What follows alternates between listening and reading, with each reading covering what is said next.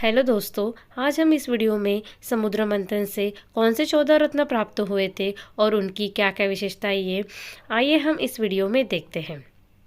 पंचांग के अनुसार हर साल कार्तिक महीने की कृष्ण पक्ष त्रयोदशी के दिन धन्वंतरी त्रयोदशी मनाई जाती है। मान्यता के अनुसार इसी दिन समुद्र मंथन से भगवान धन्वंतरी प्रकट हुए थे, इसलिए इस दिन भगवान धन्वंतरी की विशेष पूजा की जाती है। समुद्र मंथन से धन्वंतरी के साथ अन्य रत्न भी निकले थे। आज हम आपको समुद्र मंथन की पूरी कथा व उसमें छिपे लाइफ मैनेजमेंट के सूत्रों के बारे में बता रहे हैं। धर्म ग्रंथों के अनुसार एक बार महर्षि दुर्वासा के श्राप के कारण स्वर्ग श्रीहीन हो गया। तब सभी देवता भगवान विष्णु के पास गए। भगवान विष्णु ने उन्हें असुरों के साथ मिलकर समुद्र मंथन करने का उपाय बताया और ये भी बताया कि समुद्र मंथन से जो अमृत निकलेगा, जिसे ग्रहण कर तुम अमर हो जाओगे। यह बात जब देवताओं ने असुरों के राजा बलि को बताई तो वे भी समुद्र मंथन के लिए तैयार हो गए। वासुकी नाग की नीति बताई गई और मंदराचल पर्वत की सहायता से समुद्र को मथा गया। समुद्र मंथन से उच्चश्रेवा घोड़ा, ऐरावत हाथी, लक्ष्मी, भगवान धन्वंतरी सहित 14 रत्न निकले। पहला रत्न निकला कालकूट विष। समुद्र मंथन में से सबसे पहले कालकूट विष निकला, जिसे भगवान शिव ने ग्रहण कर लिया। इससे तात्पर्य है कि अमृत परमात्मा हर इंसान के मन में स्थित है। अगर हमें अमृत की इच्छा है तो सबसे पहले हमें अपने मन को मथना पड़ेगा। जब हम अपने मन को मथेंगे तो सबसे पहले बुरे विचार ही बाहर निकलेंगे। यही बुरे विचार विष है। हमें इन बुरे विचारों को परमात्मा को समर्पित कर देना चाहिए और इनसे मुक्त हो जाना चाहिए। दूसरा रत्न है कामधेनु। समुद्र मंथन में दूसरे क्रम में निकली कामधेनु। वह अग्निहोत्र यज्ञ की सामग्री उत्पन्न करने वाली थी, इसलिए ब्रह्मवादी ऋषि ने उसे ग्रहण कर लिया।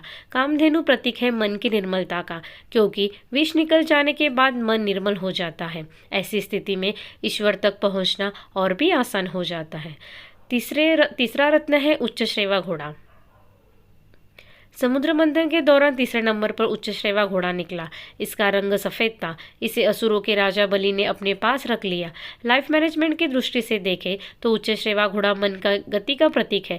मन की गति ही सबसे अधिक मानी गई है। यदि आपको अमृत चाहिए तो अपने मन की गति पर विराम लगाना होगा, तभी परमात्मा से मिलना संभव है।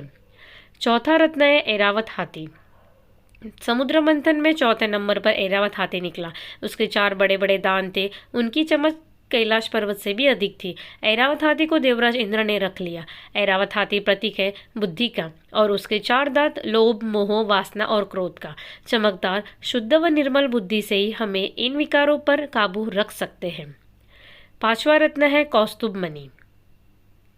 समुद्र मंथन में 5वें क्रम पर निकली कौस्तुभ मणि, जिसे भगवान विष्णु ने अपने हृदय पर धारण कर लिया। कौस्तुभ मणि प्रतीक है भक्ति का। जब आपके मन से सारे विकार निकल जाएंगे तब भक्ति ही शेष रह जाएगी। यही भक्ति ही भगवान ग्रहण करेंगे। छठवां रत्न है कल्पवृक्ष। समुद्र मंथन में छठे क्रम में निकला इच्छाएं पूरी करने वाला कल्पवृक्ष।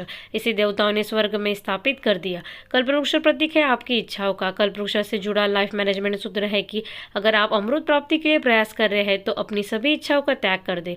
मन में इच्छाएं होगी तो परमात्मा की प्राप्ति संभव नहीं है। सातवां रत्न है रंभा अप्सरा। समुद्र मंथन में 7वें क्रम में रंभा नामक अप्सरा निकली।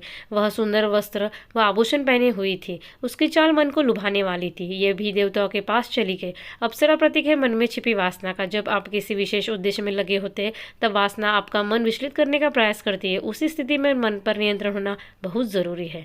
8वां रत्न है देवी लक्ष्मी। समुद्र मंथन में 8वें स्थान पर निकली देवी लक्ष्मी। असुर, देवता, ऋषि आदि सभी चाहते थे कि लक्ष्मी उन्हें मिल जाए, लेकिन लक्ष्मी ने भगवान विष्णु का वरण कर लिया। लाइफ मैनेजमेंट के नजरिए से लक्ष्मी प्रतीक है धन, वैभव, ऐश्वर्य व अन्य सांसारिक सुखों का। जब हम अमृत प्राप्त करना चाहते हैं तो सांसारिक सुख भी हमें अपनी ओर खींचते हैं, लेकिन हमें उस ओर ध्यान न देकर केवल ईश्वर भक्ति में ही ध्यान लगाना चाहिए। 9वां रत्न है वारुणी देवी। समुद्र मंथन से 9वें क्रम में निकली वारुणी देवी। भगवान की अनुमति से इसे दैत्यों ने ले लिया। वारुणी का अर्थ है मदिरा यानी नशा। यह भी एक बुराई है। नशा कैसा भी हो, शरीर और समाज के लिए बुराई होता है। परमात्मा को पाना है तो सबसे पहले नशा छोड़ना होगा, तभी परमात्मा से साक्षात्कार संभव है। 10वां रत्न है चंद्रमा।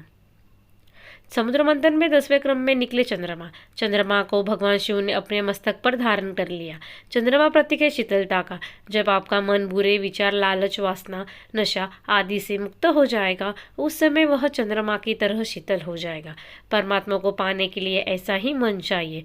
ऐसे मन वाले भक्त को ही अमृत परमात्मा प्राप्त होता है। 11वां रत्न है पारिजात वृक्ष। इसके बाद समुद्र मंथन से पारिजात वृक्ष निकला। इस वृक्ष की विशेषता थी कि इसे छूने से थकान मिट जाती थी। यह भी देवताओं के हिस्से में गया। लाइफ मैनेजमेंट की दृष्टि से देखा जाए तो समुद्र मंथन से पारिजात वृक्ष के निकलने का अर्थ सफलता प्राप्त होने से पहले मिलने वाली शांति है।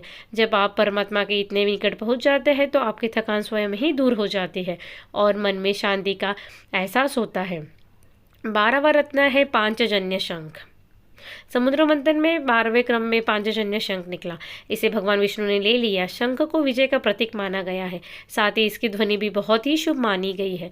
जब आप अमृत से एक कदम दूर होते हैं तो मन का खालीपन ईश्वरीय नाद यानी स्वर से भर जाता है। इसी स्थिति में आपको ईश्वर का साक्षात्कार होता है। 13 व 14 रत्न है भगवान धन्वंतरी व अमृत कलश।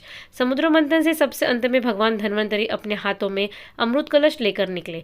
भगवान धन्वंतरी प्रतीक है निरोगी तन व निर्मल मन के। जब आपका तन निरोगी व निर्मल होगा तभी इसके भीतर आपको परमात्मा की प्राप्ति होगी। समुद्र मंथन में 14 नंबर पर अमृत निकला। इस 14 अंक का अर्थ है 5 कर्मेंद्रिय, 5 जनेंद्रिय तथा अन्य 4 है मन, बुद्धि, चित्त और अहंकार। इन सभी पर नियंत्रण करने के बाद में परमात्मा प्राप्त होते हैं। समुद्र मंथन को अगर लाइफ मैनेजमेंट के नजरिए से देखा जाए तो हम पाएंगे कि सीधे सीधे किसी को अमृत परमात्मा नहीं मिलते। उसके लिए पहले मन को विकारों को दूर करना पड़ता है और अपनी इंद्रियों पर नियंत्रण करना पड़ता है।